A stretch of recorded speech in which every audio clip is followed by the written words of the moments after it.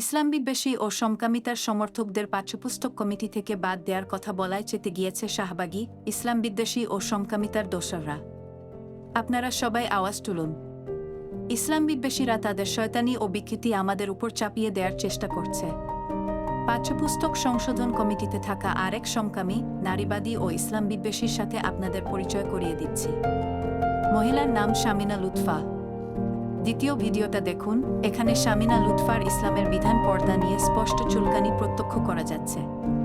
প্রাথমিকের পাঠ্যপুস্তকে ওতে ওড়না শব্দটা বাচ্চাদের শেখানো হচ্ছে কেন, এ নিয়ে তার আফসোসের শেষ নেই। একজন নারীর সাথে ওড়না বা পর্দার সম্পর্ক থাকুক, এটা সে চায় না।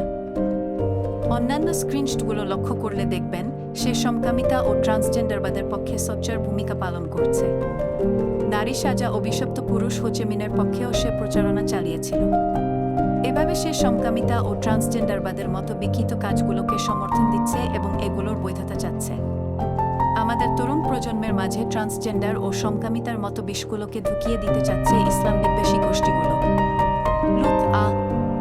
এর জাতির মতো আমাদের উপরও আল্লাহর গজব আপতিত হবে যদি আমরা সোচ্চার না হই। তাই এসব ইসলাম বিদ্বেষীদের বিরুদ্ধে আওয়াজ তুলুন। আল্লাহর এই জমিনে ট্রান্সজেন্ডার ও সমকামিতার মতো জঘন্য বিকৃতির কোনো ঠাঁই দেয়া যাবে না।